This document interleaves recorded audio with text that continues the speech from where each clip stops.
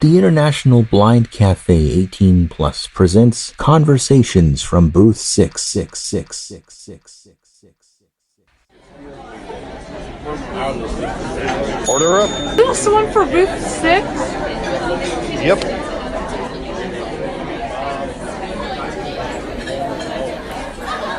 The InternationalBlindCafe.com welcomes you back to Booth 6. Last time, members in the booth discussed their summer shenanigans.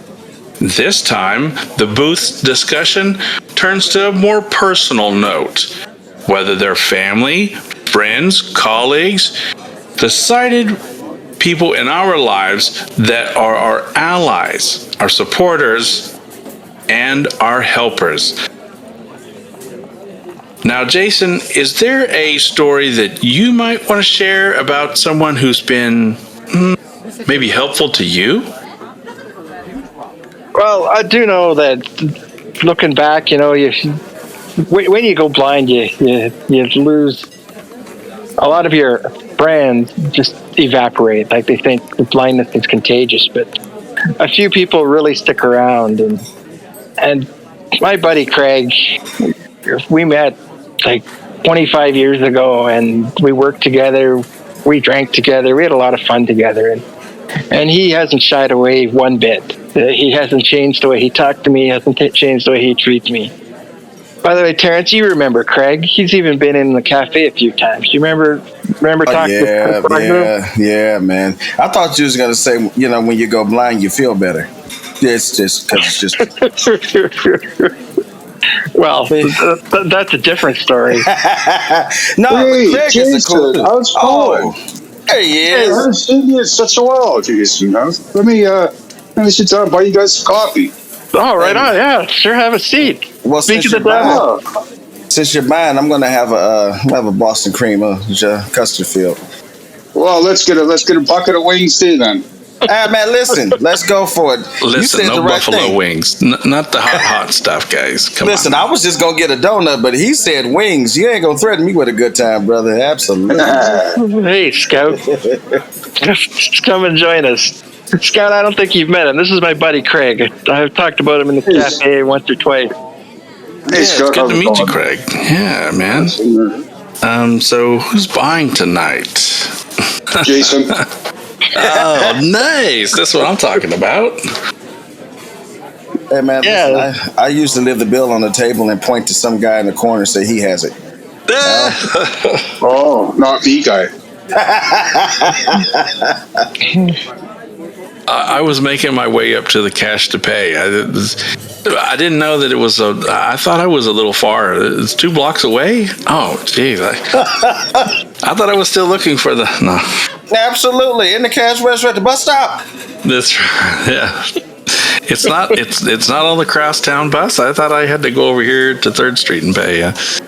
Buses don't take off anymore. Yeah. Well, if I would have had a seeing eye person with me, I probably would have been able to pay the bill. Right. Hey man, Well, I'm leaving here with Jason. He's driving. listen, you said he did it for so long. Why not? Just keep up the good track record. Absolutely. Muscle memory. Well, Craig, you I can't let's just say grow up because you guys weren't kids, but y'all spent so much time together. You might as well be brothers. What was that like, man? Just just the transition, right? Well, I'd say it was kind of a different meeting because we actually met at work. And it turned out we're from the same town. We grew up parallel. I'm older than Jason, so I did everything first. And, I went to the reserves, and he came to the reserves. I started driving truck. He started driving truck. It was just... And so when we hit it off as soon as we met, right the first time then, and I was around, 2000, early 2001 maybe. And we just hit it off, and then we started visiting when we were at home. I met his family, his kids, and he met my family, and we were always integral in each other's families. Like, we could have been brothers. Like, when we started running team, his parents lived in Brooks, Alberta. We'd stop there for supper. My parents vacationed in Florida. We've stopped in Florida for the day. My parents did show us around, and there was nobody was ever left out. And it was just awesome. It could have been my brother easily. So just that overall transition when when you found out that your brother wasn't going to be able to you know um, drive anymore, and just and I can't say to lose the same independence because it goes on hold temporarily. You know what I'm saying? But that he was going to have to adapt and do stuff different. For you, what did that mean? Like, what did that mean you were going to have to do to help that transition for him out? I would do anything for Jason. I've got my own health issues that limit my abilities, but I would do anything for Jason. I always have. I always will. But he's quite adept at making himself still at making himself more useful than I am some days. The guy refuses not to use a chainsaw. So, yeah, I don't treat him any differently now than I did back then. I still make cracks about the Stevie Wonder School of Driving for him. Ask him, how's the outlook? What are things looking up there lately, or what? I just Yeah. him and I both have the same take on sympathy and empathy, and the sympathy part doesn't run very deep in either of us. Get on with it, get over it, move on. And I think that's why him and I have been able to be so close for so long. Like, he's lost both his parents. I went through both that with him. I've lost my mom. He was there for me. And that's the biggest part of everything. Just being there, being supportive. I remember when he called me and said he went blind, the first thing that's out of my mouth is, I'm not treating you any differently. And it was, I didn't expect you to. Okay. We got that part done. And that's the way it's just the way it is. You said we adapt and we overcome. So you are a testament to the stuff that we've had with one of the previous episodes, just about still being men, right? Now that we're blind, we still make life happen because you have to. You have to. If you don't, you're going to crawl into a corner, you're going to curl up, and you're just going to wither away and die. And that's not what anybody wants. I had a close friend at work, got diagnosed with cancer, and he stopped by and he said to me, I says, Wade, you don't look so good. What's going on? He goes, I've got throat cancer. And I right away again, I said, don't think I'm going to treat you any differently. And again, I don't expect you to. And then a couple months ago, he passed away. And I got to talk to him a few times, but it still hurt. It hurts, but you let people live their life and be great. And you can attest to this brother's greatness. I sure can. All the stuff that we talk about, we just have to do as men with our families. Ladies and gentlemen, this is a witness. This is an accounting of Jason's greatness. Jason's greatness out here. Well, I think it's really important what Craig says about this not treating people different. Terrence and I are both lifers in this journey, and we can attest to it because our families said we're not going to treat you any different than the sighted siblings or the sighted cousins. It's not going to happen because they knew somehow that if they had, then they would be doing us a disservice. They were empowering us by giving us the same set of expectations and the same sort of treatment that they would. There was no special treatment, if you will. Maybe accommodations, this understanding that you need to do some things differently. However, it sounds like Craig probably expected his friend to chin up, make the best of it. Like, you're going to get through this. This too will pass, but don't lose your humor. Don't give up, because I'm not going to give up on you. And So I think that that's really good. I commend you, Craig, for being that way with your friend, for sure. Well, the thing is though, with Craig saying he's not going to treat me different, and there was a couple others that honestly said, "Well, you're blind, so what?" Like that helped me keep my dignity as well. Like I don't need to be like looked after because so what? I'm blind. It happened and it goes on. I still do what I do. So people like Craig in my life that just, if you're blind, I'm not going to treat you different. I appreciated that more than a couple of the people. Oh, whatever we can do, and then you never hear from them again. Yeah, no, that's the fun part about it. They say that, and then they disappear on you, isn't it? Yeah. So Well, we had a blind guy in college when I went to college. I was 19 years old, and he had been blind since birth. And so one night we were sitting around the dorms drinking, and we were talking to him, and we were just kind of questioning, like, so how do you interpret the color red? And how do you, like, just ask him quite basically things that we take for granted. How does he see them, having never seen before? And then we asked him, what's one thing you would really, really like to do that we can help you with right now? And he said, I'd like to run free. Just run. So we got up, drunk, grabbed him under the arms. We ran down the hall full speed to one in each arm. We would run him along. He's laughing. He's carrying on.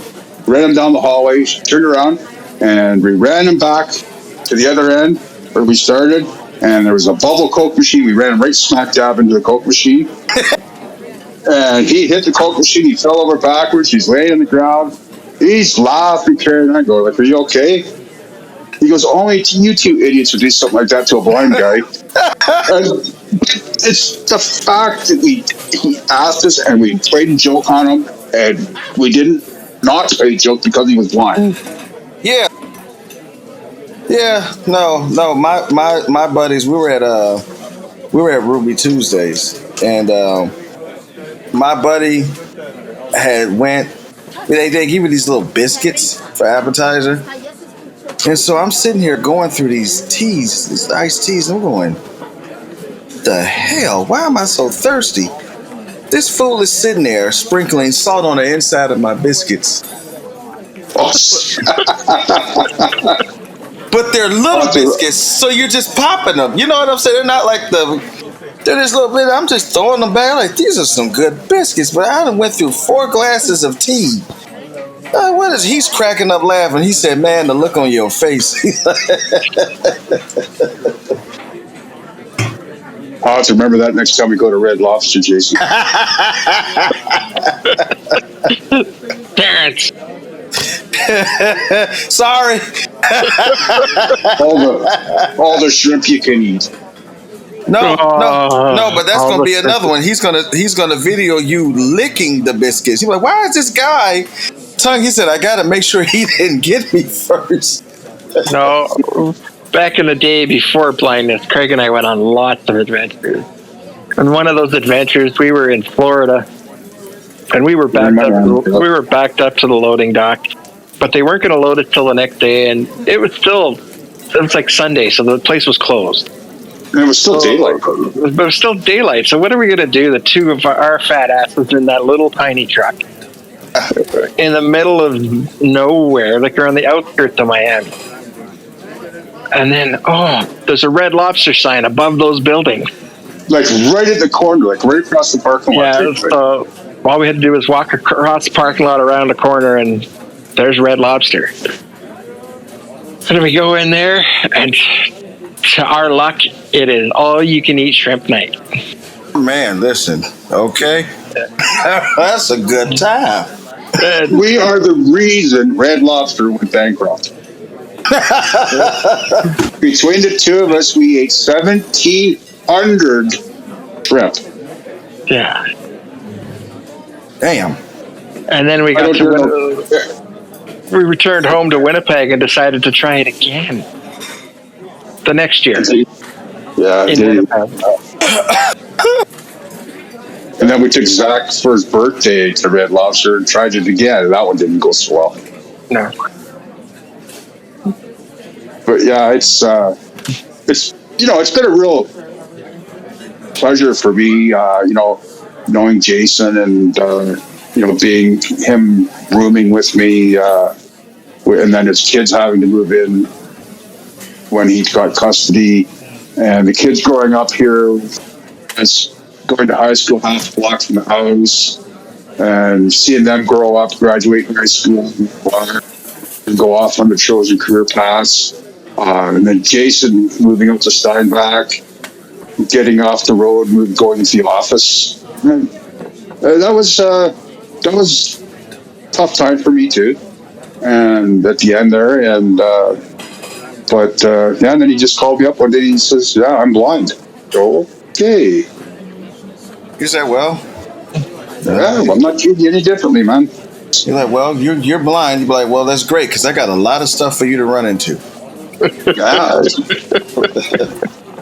Anytime he wants to come here, and I when I worked after college, I worked for a season at a conservation area, and I rented a room from a blind guy, and I would come home at 2:00 in the morning and walk in the door, and it's dark, and I'm tiptoeing around so I don't wake Jim up, and he's sitting in the living room. He says my name and just scares the hell out of me. I says, like, why don't you need a light? And he goes, because I don't need a light. I says, yeah, but I do. Like, yeah. Okay. So you've gotten. Yeah, I told the fellas about a room with my aunt now, and every now and again, you have especially a female roommate, you don't get to be as free as you want. And right. So I take the opportunities because we have different work schedules. And there's been times that I have been sitting in the dining room in my underwear with no shirt on, eating a bowl of cereal because she's not supposed to be home yet. And she'll come in and the lights are off, and she jumps and she's like, "Why are you shirtless? You're not supposed to be here." And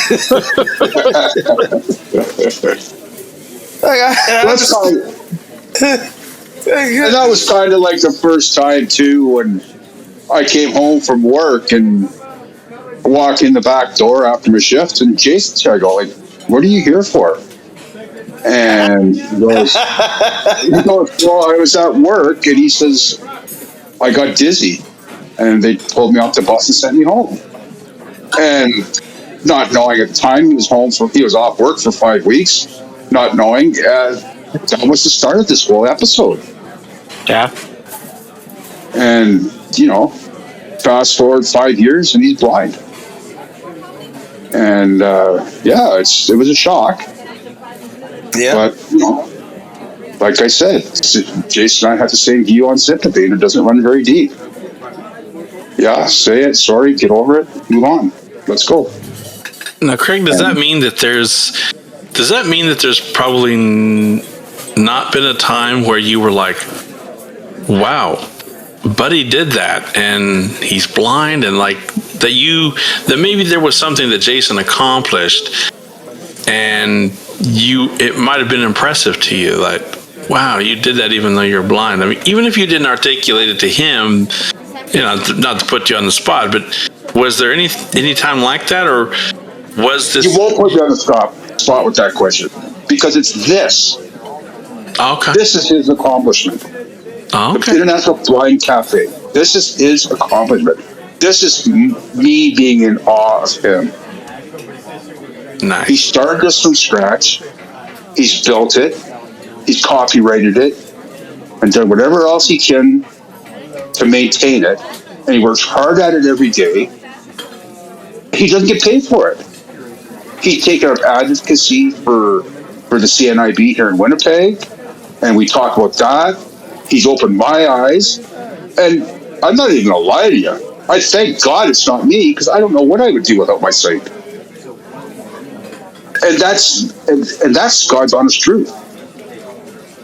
Yeah, Jason's talked to us about that, and he's been honest with us and said, before I went blind, I never gave it a second thought. I like blindness never came into his purview, because I always like to say, we don't ever come across the blind people in the wild. It's such a it's a rarity when you say, "Oh, there's a guy with a white cane," or "There's a woman with a guide dog." It's not something that you see all the time, right?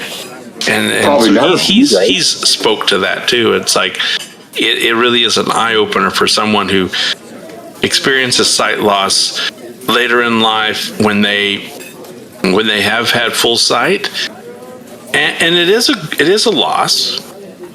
However, it is something that you can cope with, manage, and then even build a new life. Jason, does it sometimes feel like a whole new life? Oh, it's definitely a new life, and part of what, back to what you're saying there a bit. When I talk about, like, when I was sighted, like, you don't, like you said, you don't see blind people in the wild, and then you get into the blind community, and they're like, why aren't they seeing us? Why don't they know what we need? Because we're not visible, and it's kind of ironic that blind people are invisible to the sighted people, because we're that demographic that doesn't go browsing the grocery store, doesn't go browsing the mall, because you're browsing requires your eyes in the traditional sense. So you go into the mall, or you go into Walmart or any other store with someone to help you. It's great when I get to go do that, but when you're sighted and by yourself, you can go look around the hardware store, or look around this, and you get ideas and everything else. And now it's, you sit at home and you figure it out by browsing the apps and stuff like that, and you make a list of what you need at the hardware store before you ever get there. Let me ask you guys a question from a sighted guy then. Like, what's my opinion is that we don't notice a lot of blind people. Me, because I don't think it's unusual if I do. But two, are the blind people that humble that they don't want to be noticed? Maybe, is that something that's possible, or is there a reason per se that the blind people aren't visible to those that are sighted? I personally think that there's maybe a mixed bag, right? I think that there's some people who are lifers, as I call them, people like, I've been visually impaired or legally blind my whole life, and when I was younger, I had more usable eyesight, so I didn't need a mobility cane.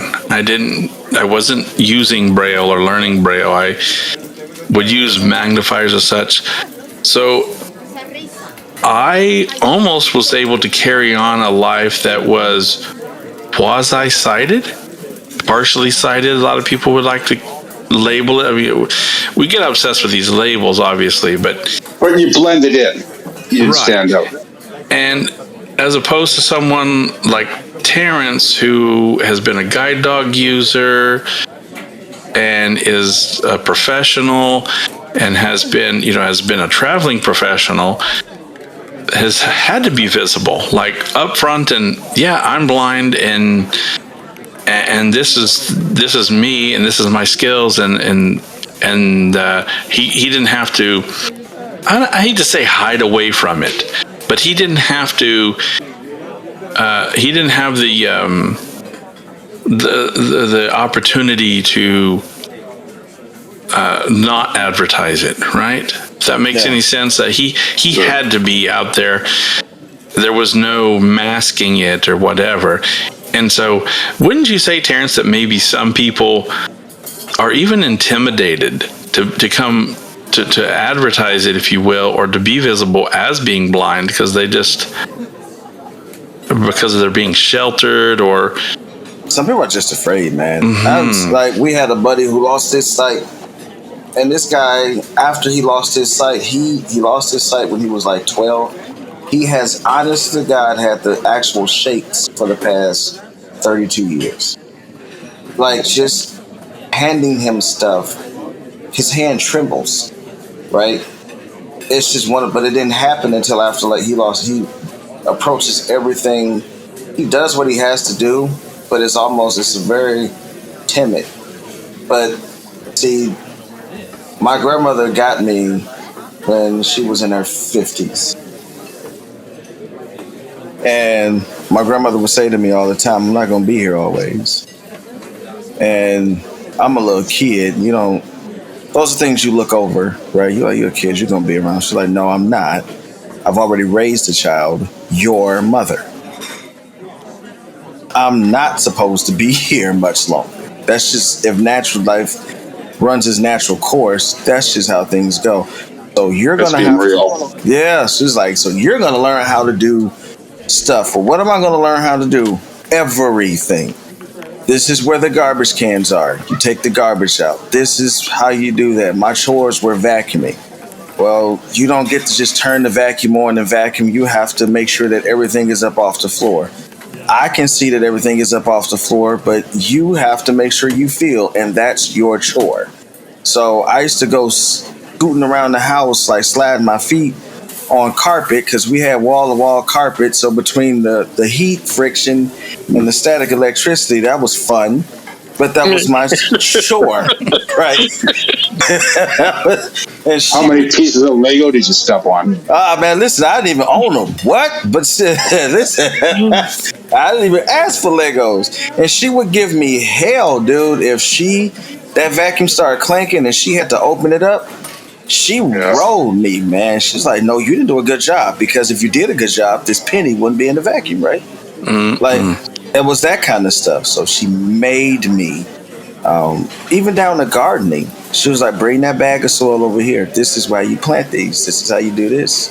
You're going to sit in the kitchen instead of watching cartoons first thing Saturday morning. You can go watch cartoons later, but you're going to sit here while I prepare dinner, and this is how you do this. How you do that. And then next week you're going to go up to Bird's Hill and learn how to use a chainsaw from Jason. Speaking of not being here forever, I do have to run, fellas. It was very nice meeting you, Craig. Thanks for stopping by the booth, and I'll just tell them at the cash to leave my check with you, fellas. All right, man. Take it easy, Scout. You see how people do you? Later. You see how people do you? He had a double cheeseburger, onion rings, and a shake. Wasn't nothing normal about his meal. Nothing normal about it. He went to the top of the menu price. Man, listen, with friends like him, who needs your cousins? I'm just trying to say. Right. Man. Yeah. Glad Jason's credit card doesn't take any hits lately. Well, listen, we asked Craig, man, about Jason just while we got this little bit of time left, man. Just, talk about your brother. We got a saying in my community: give them their flowers while they're here. You want me to talk more about Jason? No, I was saying, Jason, talk about your brother. Oh. Yeah. Craig's a good guy. He's the best. I told him I was blind before I told my actual brother, because I knew that Craig would be here for me. And we've had a lot of fun over the years. There's a picture hanging in his kitchen of very inebriated Craig and Jason that his sister took. That it's his best friend. I don't remember being in the picture. I don't know if Craig remembers being in the picture either. But we know where it was. And it's still hanging there, Jason. Yeah, lots of Captain Morgan and lots of karaoke that night. Man, listen, what you said? You said the trouble spot, Captain Morgan. That's right. Yeah, Captain Morgan, and there was. We would come home off the road. This is when we were still running single. We'd make sure we were home at the same time of the weekend, and we would head to the bar Saturday night about 10 o'clock, and it would just be on until 5 o'clock in the morning. And It's funny because we were sitting here in my living room one night before Jason moved out, and the kids were still here, and we're sitting here watching TV, and Jason starts yawning and carrying on and stuff. I said, Jason, it was a Friday. I said, Jason, let's get ready to go to the bar. He's going to the bar. He's ready to go to bed. Remember 15 years ago? We'd be just going out right now? He goes, yeah, I know. Those days are long gone. Man, listen, I'm glad you popped on, man. It's because, again, like I said, for everybody listening, this is just a testament. We're not just sitting here talking smack about our lives and the stuff, the ways that we've had to adapt. We've done it. We are doing it.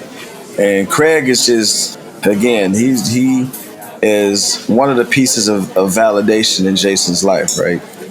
We can't bring everybody on that we've encountered, but this guy can say, just attest to, you know, listen, man, my best friend lost his sight and he kept living. And Jason doesn't need my validation. He's doing just fine. He's got his kids under control. He's got his girlfriend under control. And he just does him. And that's all you can ask from anybody. March on, carry on, and do you. That's it. Absolutely. You have your life, have your life in order, brother. If you'd like to join us, there's always a seat for you in Booth 6 at the International Blind Cafe, Discord server, and Facebook group. Sweet!